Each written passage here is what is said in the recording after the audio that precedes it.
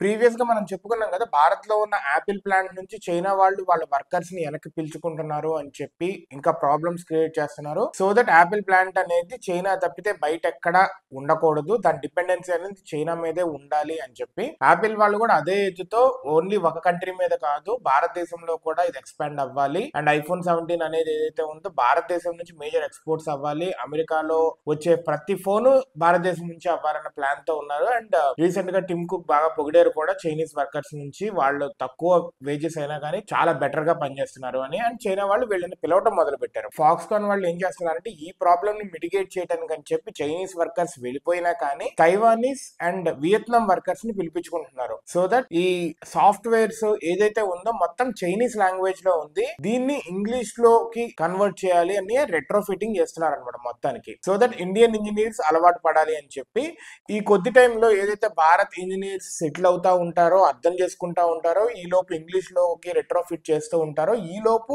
Taiwanese and Vietnam engineers help తో దీన్ని నడిపిస్తున్నారు. ఇది ఓన్లీ షార్ట్ టైం ప్రాబ్లం అని చెప్పి మళ్ళీ చెప్పుకొచ్చారు. ఒకే కంట్రీలో నేటివ్ లాంగ్వేజ్ లో సాఫ్ట్వేర్స్ ఏదైతే డిపెండ్ అయ్యి డెవలప్ అయ్యి ఉంటాయో అదే కంట్రీ వాళ్ళు బయటికి వెళ్ళకుండా, చైనా వాళ్ళు అసలు గూగుల్ అంటే అక్కడ లేదు, సపరేట్ గూగుల్. మనకి అమెజాన్ ఇవన్నీ ఉన్నాయి, అక్కడేమో సపరేట్. చైనా అనేది ప్రపంచం అంతా ఒక ప్రపంచం, చైనా అనేది సపరేట్ ప్రపంచం. మళ్ళా లోపల ఒక్క సాఫ్ట్వేర్ ని రానిదు, ఒక్క కొత్త కంపెనీని రానిది, ఏమి రానిది, దాందే ఒక ప్రపంచం. అది బయటికి ఎక్స్పోర్ట్ చేస్తే గానీ ఏమి తెప్పించుకోదు. అది అది అది చైనాకి మంచిదే, ప్రపంచానికి హాని. చైనా నుంచి ఎవరైనా బయటకు వస్తున్నా కానీ ఇన్ని ప్రాబ్లమ్స్ ఉంటున్నాయి ఇప్పుడు. కానీ ప్రతి ఒక్కళ్ళు లాంగ్ టర్మ్ లో with in an year are two dependency లేకుండా ఒకే దేశం మీద ఒకే లాంగ్వేజ్ లో కాకుండా యూనివర్సల్ గా ఇంగ్లీష్ అనేది లాంగ్వేజ్ కాబట్టి దాంట్లోనే అన్ని తయారు చేసుకుంటారు గోయింగ్ ఫార్వర్డ్.